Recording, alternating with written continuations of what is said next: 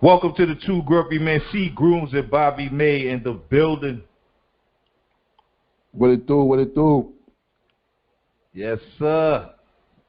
If you don't know, now you know. Saturday Night Adventures. Okay. Oh man. What we got tonight? We got an interview. But no, without further ado, let's go ahead, man. Without further ado, let's get Leslie O on the line. Yo. What's going on? More money. Okay. Hello, fellas. How are you? How are you? Man, living large and in charge, big boy. No, it's been a good, colorful, wonderful, productive day. Okay. I hopped on the train and came on up to the big city, to the Big Apple. Okay. Why don't you tell the people your name? Well, tell the people where you from. Introduce yourself. Who you are? What's going on with you? Absolutely.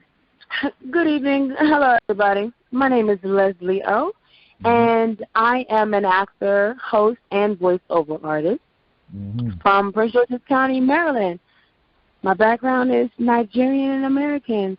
And today I came on up to New York City for a couple of events. I moderated a conversing sip, which I actually stepped away from because it's running over. And checked out the Growth in One launch, with the Urban X TV family represent. Okay. Black business advertisers coming through. Okay. So, yeah, I am a talent from Prince George's County.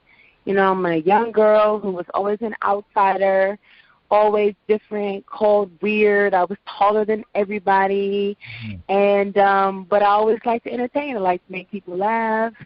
I liked film. I liked TV and comedy, and I eventually found my way to realize that this is the path for me, and this is what I do best.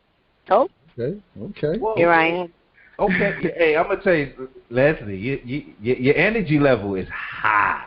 Yeah. So that is real. That's a blessing. You know what I mean? Because in the world of today, where everybody is, all grouchy and I don't know, that low hanging fruit, low energy. You bring a positive energy that will uplift a room. You understand? Like that's a special gift. Like everybody's not going to have that. So how did you get into doing the voiceovers? Because you know what? Those are things that we kind of take for granted when we look at a movie or listen to an album. Like how did you get into that niche? Like that's big right there. Yeah. Like tell us about that. Tell us about that journey. Right. Okay. Well, it started off, I was working as a hostess in a restaurant, and this filmmaker came in, basically.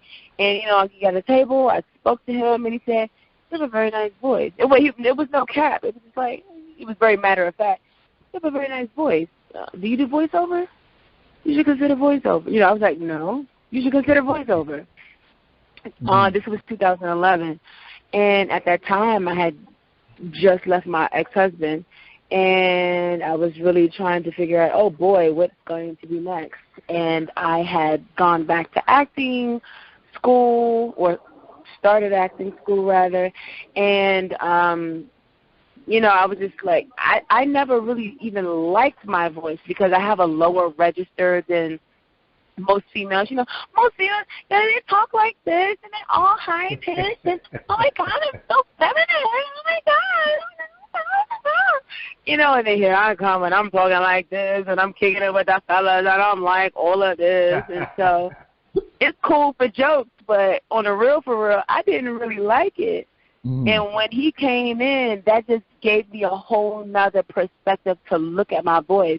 Now, leading up to that, people would always ask me, do I sing because of my voice? But again, because I don't sing very well, that didn't make me feel any better. That didn't do anything for me. So when he said that, I was like, well, hell, I can talk better than anybody I know. Shoot. And I grew up reading. I was such a voracious reader that words in the English language and language in general was something that has always been very interesting to me. Saying things correctly, using vocabulary correctly, that was always something I was into. I would spend most of my childhood, my adolescence, my teenage years, if I wasn't in my little charm school, I spent a lot of time reading books and not so much watching TV. So I was really into language, period. So fast forward to when he came in, I was like, oh, that's a different way for me to look at my voice. I'm like, okay, that's interesting. And so he was working on a documentary at the time. I think it was called 13%, and it was about, was that the AIDS one? I want to say it was about how African Americans make up 13% of the population, but they were representing a disproportionate amount of the cases of HIV and AIDS. And so he's like, he sent a script. You can audition for it. At the time, I knew somebody who had a studio, but I didn't know what I was doing. I didn't know anything about recording, so obviously I didn't get the role. I'm sure my audition sucked. But I just remember that experience. And then because I had gone to acting school, I started attending the acting conservatory at the Studio Theater in D.C. on 14th Street in 2010. I was starting to go on auditions and different things like that. And casting directors started asking me, do you do voiceover? I was like, okay, so hold on now. I might be on to something. Because I haven't done any voiceover, but all of these people are asking me, do I do voiceover? So guess what? I'm going to go and I'm going to do voiceover. So that's how it all started. What is that process like? To voiceover is kind of like, explain that process because I watch a. So let me first tell everybody what it is. Yeah. Sorry, go ahead. No, I watch these children's movies and they have the talking animals. Like that's not a voiceover, right? That's like just reading. That is a voiceover. That's a voiceover. That is a voiceover. Okay. That is a type of voiceover. Animation. Well, that's animation. Okay. So voiceover is basically anytime you hear somebody speaking but you don't see the person who's speaking. That's voiceover. So that's going to include any commercials you hear on radio, any commercials you see on TV. When you watch Burger King and the camera is panning across the burger and the fries and all that and somebody's talking, when you hear Bing Rames talking about Arby's, now that's me, that's voiceover. When you hear, you understand what I'm saying? So that's commercial. Yeah, okay. 90% of voiceover is all narration. So we're talking about audiobooks. We're talking about documentaries, voicemails, answering services, interludes. I'm throwing in, Leslie Olabisi voice services here. We're talking about animations, sitcoms. When you talk about when you watch a film that was made in China and it's dubbed over, that's voiceover. Okay. When someone is shooting a film or a show and depending on how well the sound was mic'd, they have to come in and do ADR. They have to come back and re-record just the voice, so they'll play back the video of that scene, and the person will just come in and they might go, no, man, because that didn't come in clear when they actually acted. Voiceover. Audiobooks, voiceover. What else would you not think of? Video games.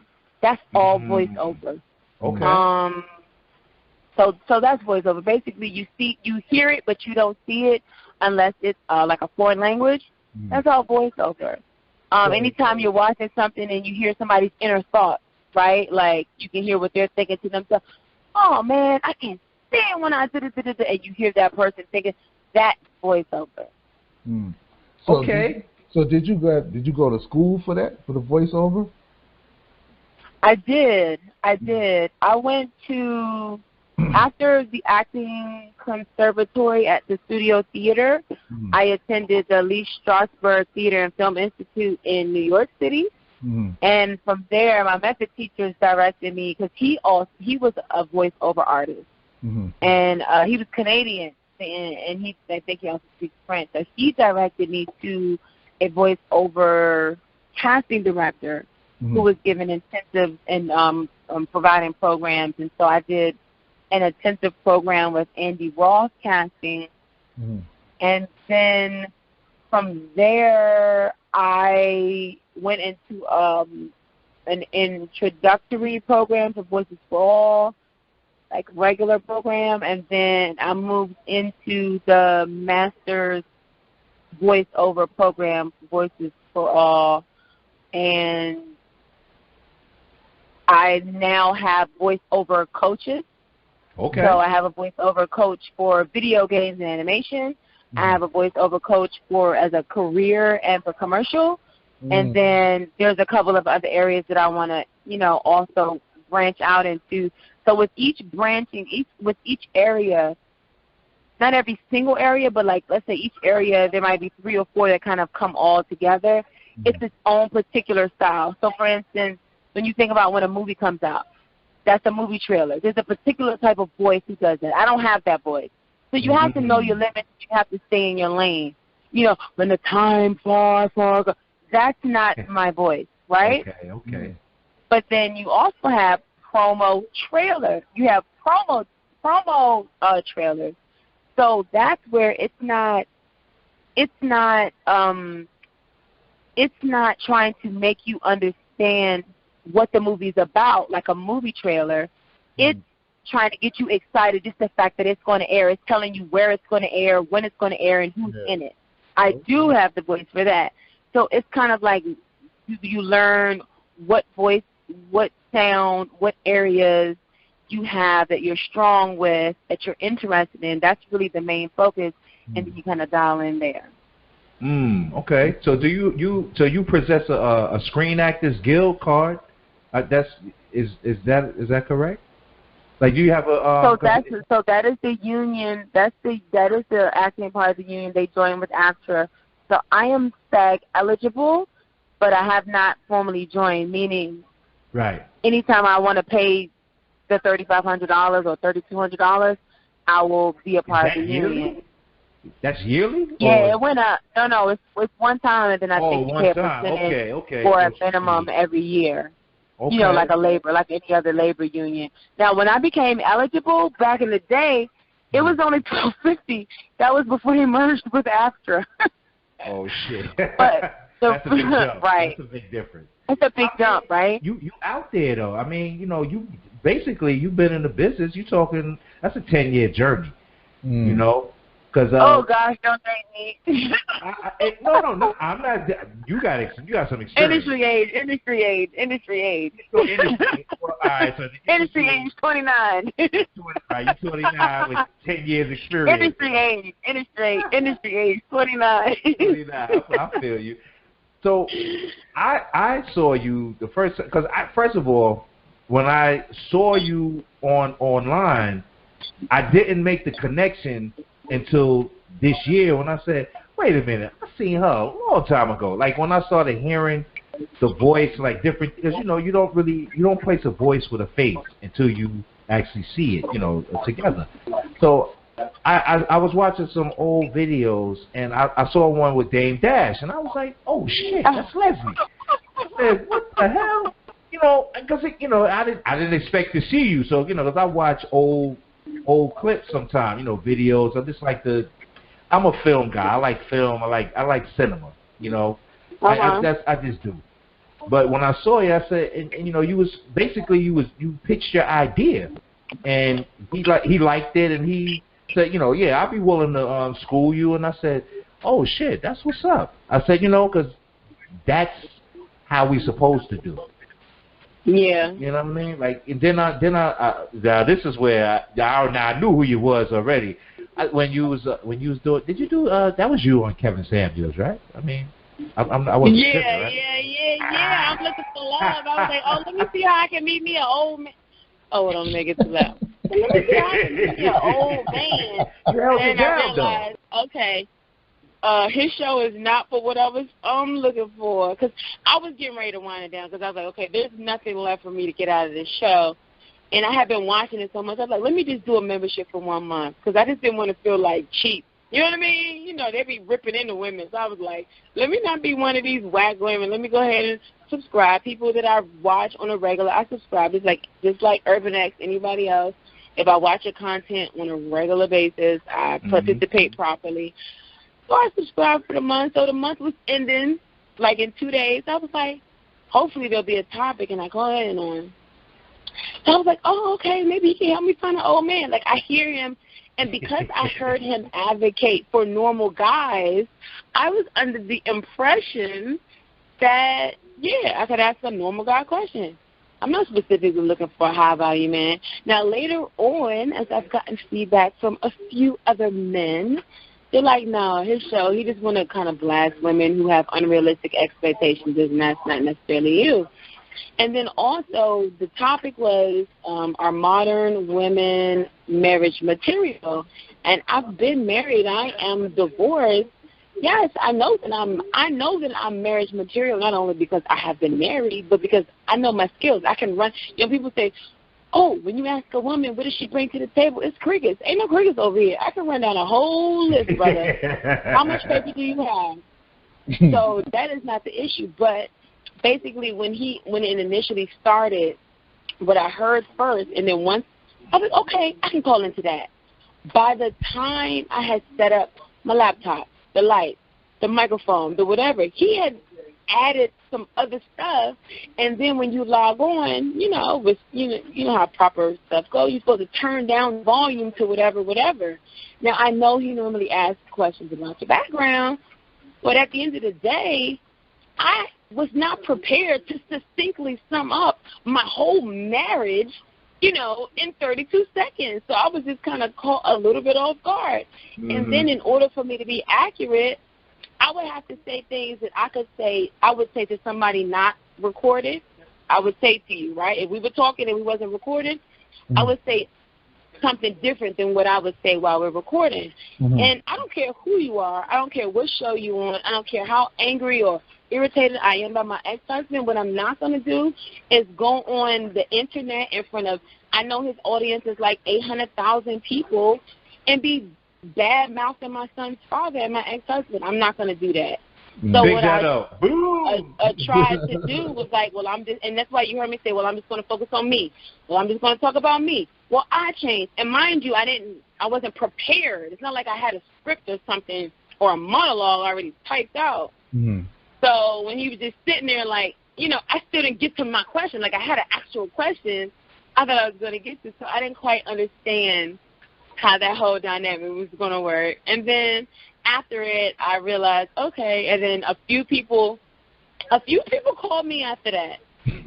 Or texted me after that. Like, there was one dude I had, because I had just decided that I wanted to date. So one dude I had met, this is when I fessed up. If you look at Open Dialogue, I was like, oh, you know, I was on Tinder because I thought, you know, I just thought that was just another dating site like just like any other. And I was being too lazy to go through all of the steps of eHarmony or Match.com or OkCupid. So, but, you know, what a gentleman told me was like, I don't care what nobody tells you, men are on there looking for sex.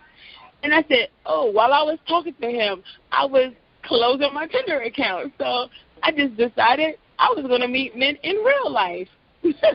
Oh, okay. Oh, absolutely. So that's how that whole thing went down. It sounds like she might be a candidate for the relationship series, right? Yeah, I think you a candidate. We have a relationship series, so you know that's coming up next month. And you know we have ladies. We got we get the ladies together, then we got the men, and then we bring them together. So you bring men and women together to talk about relationships. Hell yeah, we talk about it all. The relationship. You got married couples. I love it. Married couples, divorce, you know, baby mama, baby father, drama, whatever. Everything that's a part of what goes on in family dynamics. In the experience of one thing I can tell you is I'm gonna bring a different point of view. I can guarantee you that 100%. Okay. That's what men have told me my whole entire life. We accept it because we got a lot of shit to fix in our community. Yeah.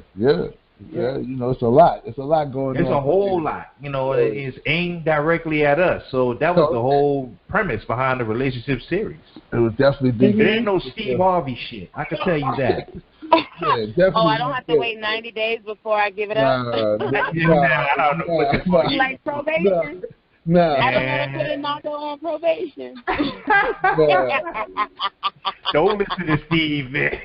But see, sometimes y'all talk out of both sides of your neck. You know that, right? Oh, yeah. Okay, We're gonna bring you back because you're locked in. You seem like you got a lot to say. So True or false? Yeah. You can tell me right now, true or false? Dudes talk out of both sides of their neck. True or false? Yeah. There's a segment of our population that does that. There's absolutely. But that goes for everybody, though. A majority of the population or a minority? No, that goes for any. It's a lot of them, men and women. So is that a majority of the population? Majority? It's a lot of them. I would say this. This is what I would say. If you say going back like pre-2000s, then I would more than likely agree with you in that era of men. But these new dudes, I don't know.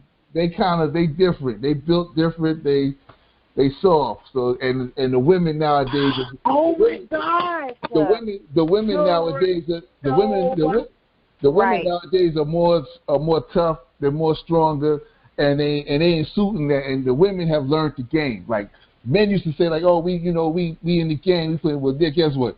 Women have found out. They found their game, and they running it on men. And these dudes is more soft, and women are eating them up now. So they're not ready. They're not ready for the women of today. A lot of them. They just not. They not. It's just what it is. Like, but like I said, if you was talking my era, then that's totally different. Then I would agree with you because we definitely talked out both sides of our face. Yeah, I like you. I don't really like her.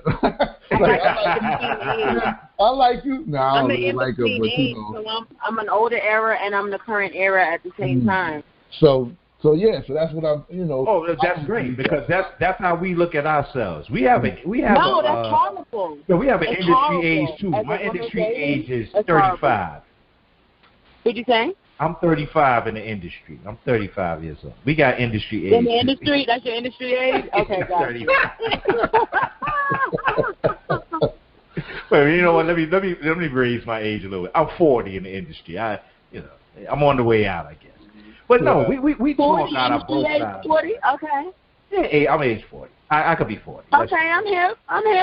We need that. We need that those different perspectives because what I have learned, just dealing with, women in my family, my wife, this in general, women have a whole spectrum of shit that it took years for me to understand. Like, damn, was that the thought process? And it made sense. You understand? But to see it's like, y'all think about all of that before you make a decision? Shit. And I thought I was fucking crazy, okay? Not to say that y'all crazy, but I'm just saying, like, y'all think about a lot of shit. But I get it, though. And now I understand why we view y'all, like me and this brother right here, we know queens. Every woman ain't a queen. We know queens. We're like, that's a queen right there. Like, because that's some real shit. Now, no doubt, everybody's not a queen. Just like all of us ain't fucking kings. I can tell you that right now. Fact. Yeah. Fact on fact on fact. Yeah, so it's all good. I mean, dudes get a bad name, but rightfully so. Sometimes rightfully so. But, like I said, women have caught up and they crashing on dudes. I last year, like I told you, remember last year I told you, let's be clear, I got 4 daughters, so, you know what I'm saying? So so does my father. So I see the whole play process, because I got, mine all range from in their 20s to their teens. And I see how my older daughters treat dudes and how they pass it on to their sisters. And how they treat dudes and and my wife would say, well, they hard because of how you talk to them, how you treat them, and what you told them.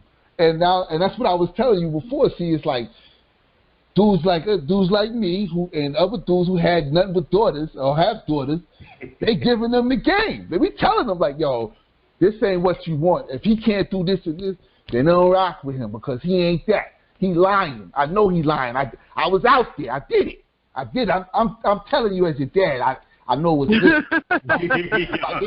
He ain't that. Let me put you on the game, young player. Exactly. So now all those young ladies are coming, and they're more harder. They thinkers.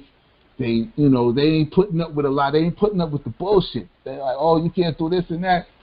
Just stand in front of the camera. Oh, sorry, guys. Get out of here. In front of the camera. So yeah. But okay, sorry guys. I'm back. Yeah. No, I feel you 100%. You're welcome. On this first, because when I was talking to Bobby, man, I was like, yo, we'll bring Leslie on the show. She's family. She urban X. She's a lot. What did he say? What did he say? Real talk. What did he say? Real talk. He was like, yo, what time we doing? He was like, who is Leslie? He was like, who the fuck? Leslie. I was like, oh, Leslie O. He was like, oh. He was like, who is Leslie O? That ain't telling me nothing. You just added another additional aspirin. I'm going to put it to you like this. I'm going to keep it a buck.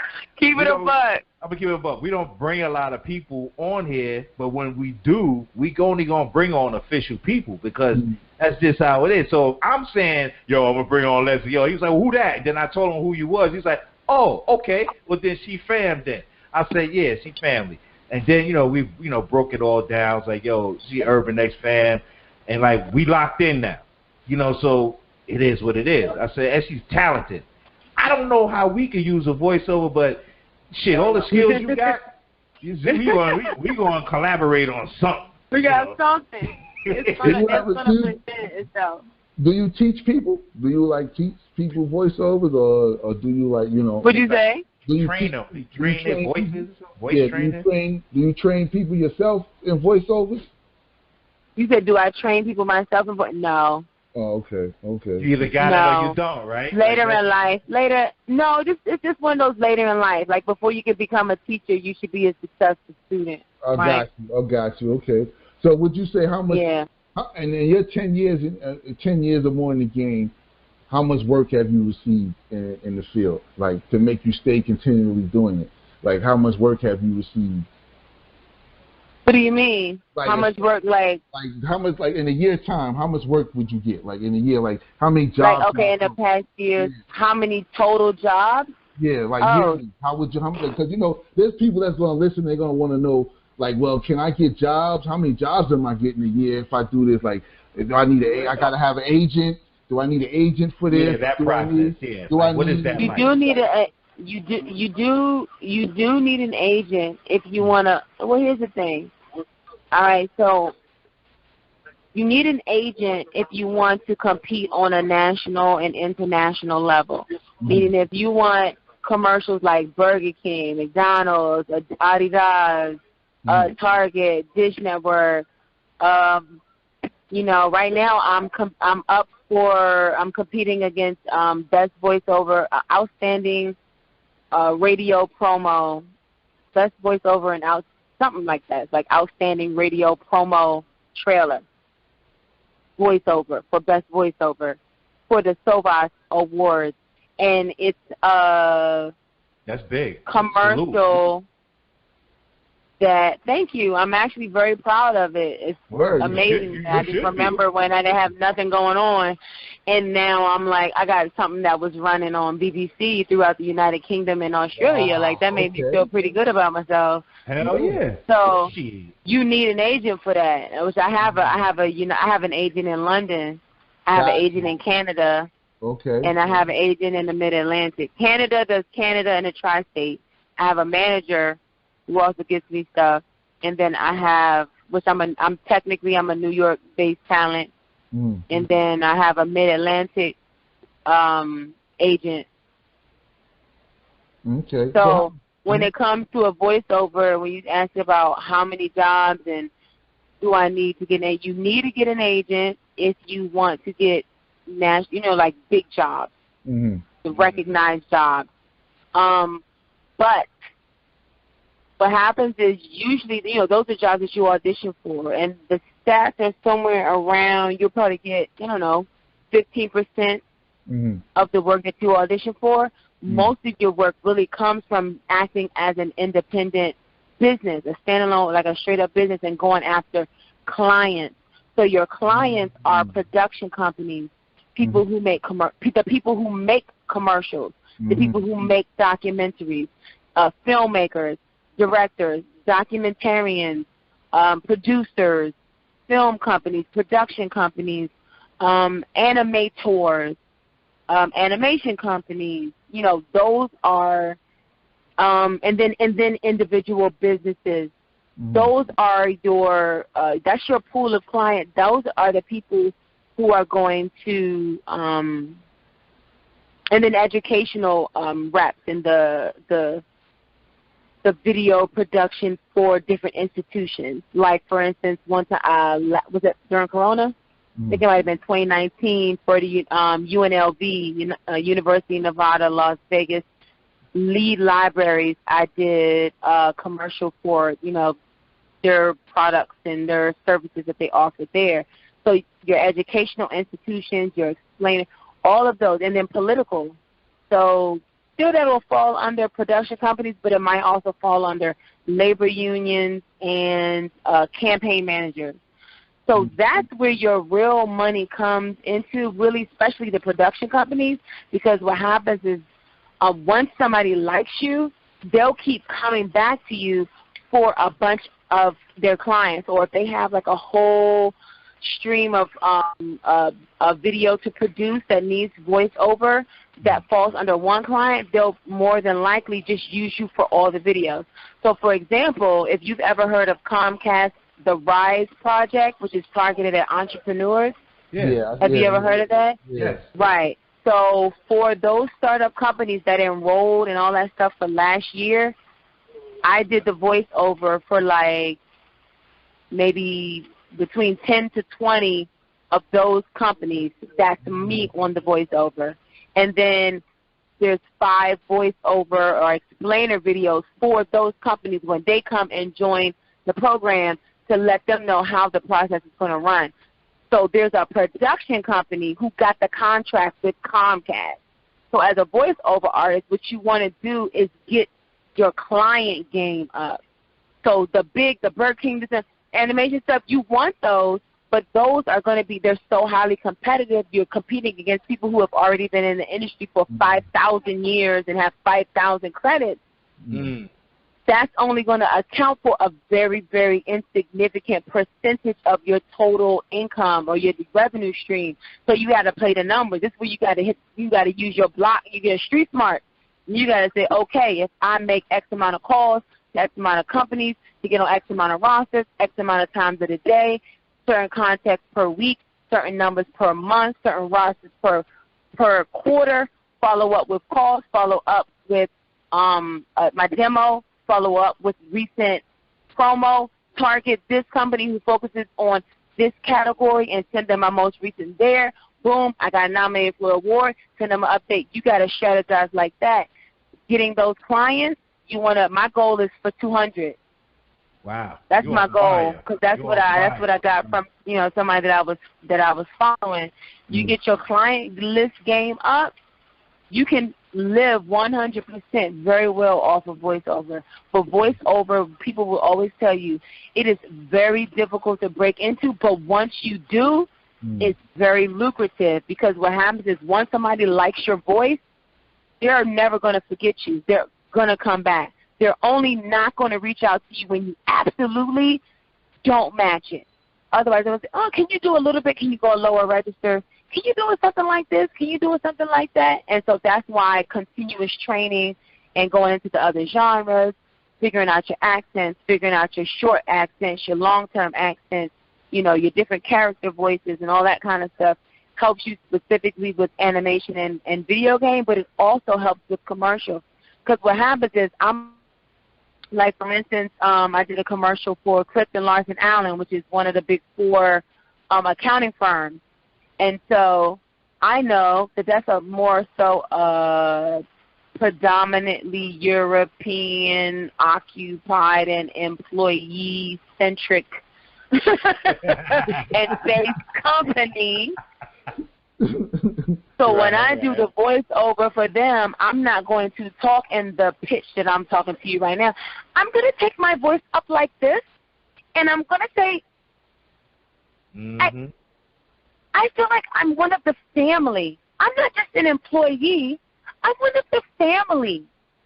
Because I know that that tone resonates with that audience. So you learn who needs to hear what based on what they're selling. Who is the audience? Who is the buyer? Who is the client? And then somewhere in between there, you're kind of finding in the middle. Sometimes people know exactly what they like.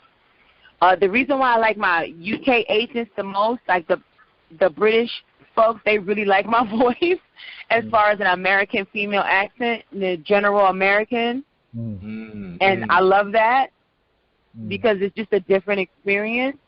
Whereas, you know, when you come here, you have African American, white, general, South, which is still global, but it's just different. You can really hear the appreciation that somebody has about your vocal tone and qualities and range from other countries than people that are here. Like people here, they kind of speak, they use a lot of coded language. And they say a different thing. Like, you know, they use a lot. The sass is a big coded word when it comes to black, so-called black female actresses and voiceover artists, which really they really mean ghetto. That's what they really mean, but they can't say it. So they say sassy. So they say give it more sass. Make it sassier, even more sass. They'll say let it run, be free, let it go. They just mean they want you to be the most stereotypically ghetto kind that you can possibly be. Oh shit. So, and you don't really have, and that's only in America. But when you have British clients, they don't ask you for all of that. They just want to hear something that's not British. They want to hear this American. And you know, you can usually tell that it's an African American person talking, but they just want to hear an American accent. They just, you know, not a British one. But they're not, you know, doing all of that. Yes, because she, you know, she knows what she wants and she did it. Yeah, this is your opinion on the so-called black community. I hear you. And so those are just those things you just got to let fly because it's not your show. You know what I mean? So I got two questions for you. One, do you get more bookings overseas than in America? And two is how do they treat black people in this industry? Okay, I'll start with how do they treat black people in this industry. I just censored myself. So what I will say is disproportionately.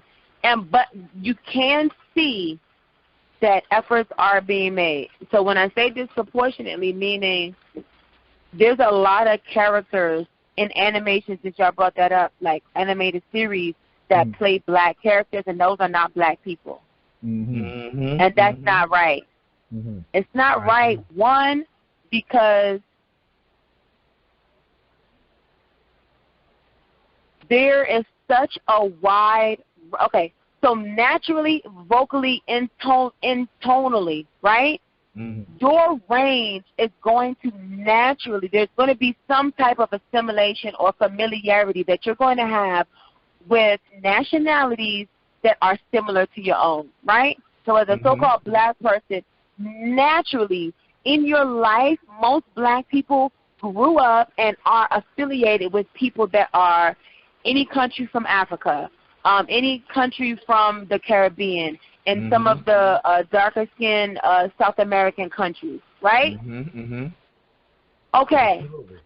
Then you have Europeans and their affiliation, German, Spanish, Italian, Greek, French, Dutch, Danish, Swedish, Finnish, who else are going to go in Europe? Russian, Bulgarian, Czech, What's the one with the U? Ukrainian.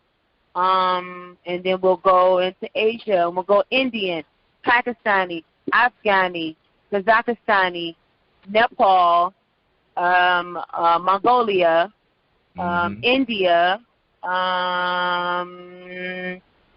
Philippines, Japanese, Chinese, Thailand. Okay, so see how specific I was with those other countries? Yeah. But when I went to the countries with the black people, I just had to just talk about the whole continent. Yeah. That's how the world receives the tonality of our voice. Wow. Okay. So if you pay attention, start paying attention to how many times you hear somebody say African. Africa is a continent, not a country. Say it again. It's a continent, not a country. Yeah, absolutely. That's You don't hear people just saying European, Asian, South American, European, Asian, South American, Antarctican. You don't hear that. You hear Venezuelan, Argentinian, Cuban, Haitian, or even with they might say 2 countries out of Haiti, probably Puerto Rico because they're part of us, a territory, but they'll say Caribbean. They'll lump it all together. Africa. They'll just say Africa. But when you get to these rest of these mugs, they'll say German, French, Italian, Spanish, Greenland, Iceland, Denmark, hello, Switzerland.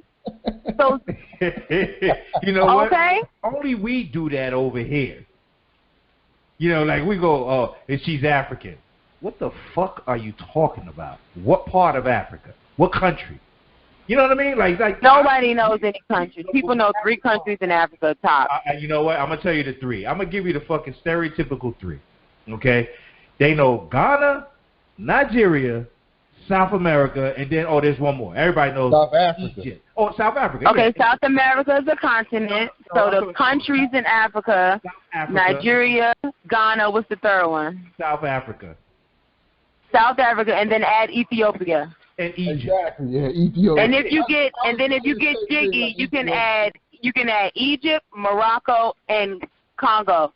That's it. And Cameroon, maybe. If somebody gives no. The only person who's talking about Cameroon literally grew up or knows somebody from Cameroon. Yeah, exactly. People don't just know about it in general. No, I'm talking about like general knowledge. General knowledge, right? Yeah. So So now when you take that into voiceover, right?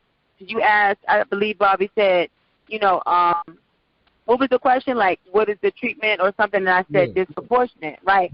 Okay. So what happens is if you have all of these countries that have their own specific identity, it's very clear. This one sounds like this. Even if it's a stereotypical to Ireland, that's a big one. Ireland and Scottish, I left those 2 out, and British, right?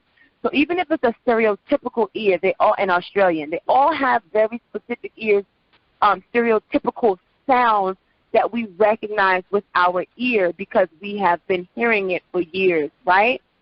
So if they have all of these specific countries with these specific sounds, then on top of that, these same mugs can go and imitate us. But when was the last time you ever saw a brother imitate an Irish person? Or a sister imitate a Russian chick? You don't. You don't. That's true. So you get these caricatures. Think about it like with white people dressing in blackface, and they're over caricature, over buffoonery, very disrespectful interpretations of people of African descent. So it's just a fast forwarded in a different format, in a different reality. So now with that being said, I will also acknowledge, like I said earlier, I have been seeing more so where they'll put the cast. So what happens is you get castings, right?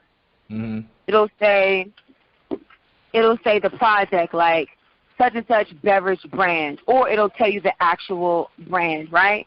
And then it'll say female, male, and then it'll say the nationality, African American, it might say any ethnicity, and then they'll just list a bunch. Or it'll say African American. I don't think they use West Indian. They might use Caribbean. I can't remember at this moment. The only time they use African is when they specifically want somebody with an African accent, but that's speaking English. Otherwise, it's always going to be African American. Or they might say Irish, male. It might say, they'll list it. And usually what happens is with the European countries, it's only one country. German, male, 30 to 50, 20 to 40. That's it. But when it's black, it's female. Any ethnicity, African American, Haitian, Jamaican. They'll have like 30 damn. They'll have 30 countries just listed, as if to say that it doesn't matter which one of you, all of you sound and do and represent the same exact thing. But in another casting, it'll be white, German, boom, Russian, female, 30 to 40. You understand what I'm saying? That's that shit. So what I'm saying now is that they're saying do not audition for something that is not a true and accurate representation of your actual ethnic background. I'm starting to see that more in the castings, and it's like in bold red letters. So efforts are being made when it comes to, like, some of the more official casting sites. But, this is one of those things. Wow. Hey, Leslie, in the building. We appreciate you. You dropped a hell of a lot of knowledge right there. No, seriously, because that's one of the biggest things on our platform is that we put out what we would call it unconventional, because these are jobs that are not highly publicized, but they affect our daily lives. Everybody watches TV. Yeah. Everybody hears a voiceover. They didn't have any idea that that's a job. Like somebody can do that. Like they don't. You can literally support your whole family off with a voiceover career. Yeah, absolutely. You are. If you're good at it. If you're good at it. Yeah. Let me hip you to something else that's going on. Mm-hmm. As we talk about the alphabet soup. So when we go back to casting, right? Because I also act. So you get casting notifications based on how you identify yourself, right? Mm-hmm. So, okay, I have African American or other, right? Mm-hmm. Female, whatever the age range, heterosexual, whatever. Those are what I have as my stuff. Mm-hmm. I started noticing, not in the first year, not in the second year, probably around the third year, somewhere around maybe 2018, 2019, somewhere around there, I started getting casting notices for trans jobs, trans woman, person identifying as a woman. Just any of these any of these varying degrees.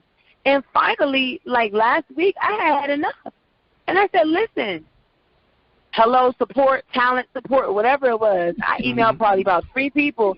And I said, can you please, because this shit is bordering disrespectful. Because what you're doing now is you're trying to accommodate a whole group of people to the point where you're disrespecting me. Sir, I am not a trans woman, and then they got to the point where they'll say something like, you don't really have to be trans, but you can play trans. Dude, I don't want to play. I would never play a man who wants to be a woman. I would never. There's just some things that you just don't have to do, and that's one of those things I'm not. You understand what I'm saying? Oh, yeah. So I sent them a thing, and so they sent me something, and I swear to God, it said presenting as male. That was the representation of the gender or the role. And I'm like, and then what they do is they say you're getting this notification based on your preferences that you set. I said I had enough. I said, how is this notification based on my preferences? And I said, I would really greatly appreciate if you spoke to the tech department so that y'all could fine tune these notifications. I am not a man. I am not a woman that wants to be I'm not a man that wants to be a woman. I am not presenting as a man. I'm not presenting as a woman. I am a woman, a real woman, period. And I only want roles that is looking for that. Not any variation. I don't have any confusion about my sex. None of that. And I would so greatly appreciate it. And honestly, I thought they were going to ignore me. And then a couple days later, somebody was like, sorry about that. You're right. We know that this is an issue, and we're working on it, something. And I was like, yeah, thanks. But it's just hella disrespectful. So that's where we are now, even with the casting. It's just sending out notices to people. We're not the same. You might want to be the same as me, but that don't make me the same as you. That's facts. That's facts. Definitely. Absolutely. Yeah. And what you're not going to do is just coast over that like it doesn't matter, because it does. Because I wore my hair short. I used to wear a low-cut Caesar probably about 12 to 15 years of my life. And any number of times, different people will come up to me, are you a woman? Are you a man? Are you a girl? Are you a boy? Do you like girls? Do you do threesomes? Spread out over time. It wasn't all the time, but it happened. And every time, that shit pissed me off. That's not okay. Because of your haircut. I'm not manly. Just because of the haircut. But, first of all, are you dumb? Even with no hair, you can look at me and tell that I am a freaking woman. Are you dumb? Yeah, I've seen women with low haircuts, and they look damn good. People are fucking retarded. And I did look damn good, if I may say so myself. That was it was a look. It was a whole thing. Yeah. But my whole thing was that I didn't like it then, and I don't like it now. I don't care how many resolutions you pass in Congress. I don't care how many drugs you want to pump into the children.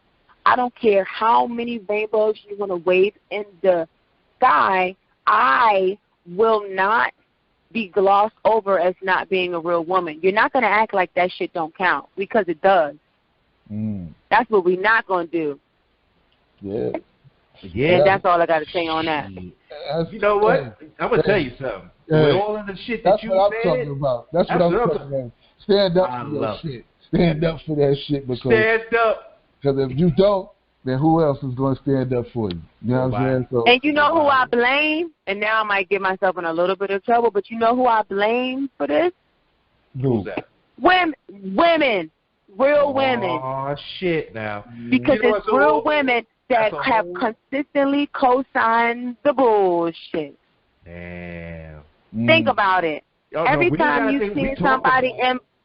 All right, boom. I already know how y'all are, so you already know. Well, hold up, though. But that's part of the relationship segment. That's why... We can talk about it another time. Shit, you going to come back. We going to talk about it. Because this is that shit.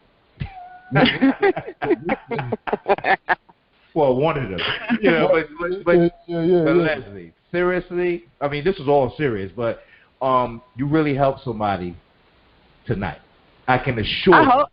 You think so? I absolutely. I feel like I might have gone off on sometimes I go off on tangents, so hopefully y'all kept me on track. It was a factual tangent. But that's what people do on here. That's all right, because that's what they come here to hear. They want to hear the truth. They want to hear people speak their truth. They want to hear the information. They want to, like you're explaining what's going on. Like this is an opportunity as well with information for someone who didn't know. Like, maybe I should do. Somebody could say to themselves, I've always heard somebody say I had a unique voice. And, I heard this on a podcast, and they said, this lady was on there saying this, and I think I want to look into that. That's opening doors. That's opening eyes to something that people didn't know. So, yeah, that's fine, but because you got to lay out everything, the good, the bad, and the ugly in a career. Because that's what it is. That's what a career is. It's going to have good times, bad times, and ugly times. So, you're just preparing people for what they want to look into. And some people won't be scared. They'll actually enjoy that moment to say that, well, I can work in America, I can work in Canada, I can work internationally. Like from the comfort of your own home. And so let me I guess try to give a couple of applicable tips or whatever to anybody, or just things to keep in mind. So one, to be competitive, you are going to need to eventually build out and have some form of a home studio. The only way. You got to be able to just, you know, get up for the day, check your email, and then walk over into the next room and record. So at some point you're going to have to do that. If you are considering, a lot of times people say, oh, I think I got a good voice, but they tell me I have a good voice. Really try to identify, when we were talking about genres, what do you have a good voice for? Do you have a radio voice? Do you have a movie trailer voice? Do you have, you know, a documentary voice? Do you have an explainer voice? Do you have an acting, like audio book? Do you do voices? If you do voices and can change your pitch and all those other things, then maybe you're more so for video games and animation. Do you talk very conversation? So identifying those, right? If you think you might be interested in voiceover, the first thing that I would suggest you do is begin to speak and enunciate every syllable of all of the words that you use in regular speech when you are talking to your friends. And see how often, how frequently, and for how long can you keep it up. And how do you adjust? Because what happens is when it is time to enunciate every syllable, it is not going to sound natural. So you are going to have to adapt and pick up the pace in some areas and slow it down in some areas. And can you find that rhythm within your speech? As I am talking about it, I am doing it. Yeah. So that would be the first thing that I suggest one does. Enunciate. Start to enunciate. If you cannot enunciate, you cannot be a successful voiceover artist. Now, could you possibly have some niche area where you just only do very loose, what do they call it, vernacular to, like specific area? Sure, but nobody can make a living off of something that niche. Okay. Well, what makes the most money starting is general, neutral American accent, meaning can you speak the English language and you cannot tell from what state I come. Start there. Can you lose the accent that comes with the city in which you were born? After you do that, add one or two accents. Okay. And then you might be working with something. So that's something that I would tell anybody who is considering going into here. People telling you have a nice voice, it doesn't mean anything. Other than the fact that it gave you the idea that maybe you should see what you can do. But it doesn't actually mean anything. Because the spoken language and the recorded language are two different things. When we talk, when we read, we move at a pace and we move in a way that is different from when we hear somebody else speak. So if I was talking to you in regular conversation, I would speak at this pace. However, when it is a commercial, I am going to probably slow it down so that you can hear every word that I am saying and everything that I want to sell to you, or every feature that I would like to highlight. Or I might give you a little bit of excitement, and then I want to take you over here and feel this emotion over here. And then, when I'm just not feeling that great and I want to sell you this type of pain medicine, or parents, if you have a child who is suffering from cerebral palsy or any other defect at birth, so those ebb and flows and different intonations is something that you have to be willing to do, to learn. So it requires patience. It requires some appreciation of our language. And and sometimes people will realize I don't really like talking that much. You have to literally just go stand in a room and start talking out loud. People don't normally do that. People normally only speak when somebody is listening to them. But when you jump into voiceover, there's no such thing as reading a script in your head. There's no such thing as reading in your head. It does not count. everything is read out loud. Nothing is memorized, though, so that is a good thing. But everything is read out loud. And you need to be comfortable with reading out loud, learning how to read out loud without fumbling, stuttering, and making mistakes. So that's another area of focus that if that's not your strength that you would need to work on, doesn't mean it's impossible. You just need to work on it. So that's what I would say for anybody to start off with all of that. And then from there, move on to tongue twisters. And then if you are still interested, then go and do an intensive. Gotcha. Where can people contact you? Yo, you dropped so much stuff tonight. I mean, you got to give your contact information. You will be the wedge for somebody else. Like, that's just a fact because you in the industry, you know what you're doing, and you navigating through it. And you bringing out real stuff like, yo, this is everyday shit that happens in your world. Like, I know what this coded bullshit language look like. Excuse me, here's my email, cut the bullshit. Like, you know, it's real. So give it your contact information out because, you know, hey, this is what you do. So so my voiceover business is Leslie O Voice. If you drop it into Google, I will pop up. My website is voiceleslie.com, www.voiceleslie.com, and you can text me anytime. That doesn't mean I'm going to respond to you. If you text me right now, well, actually I'm up. I might respond to you. What time is it? Hold up. It's 1. If you text me right now, I might respond to you, but yeah. You can text me anytime. Doesn't mean I'm going to respond anytime, but you can text as soon as you get a thought. You know, sometimes people get a thought like, you know what? Or maybe they were watching the podcast or listening to your podcast and they heard it and then, oh, let me hit her up. Text me anytime. The number is 903-246-4080. And what else? I would say those are the main things when it comes to voiceover.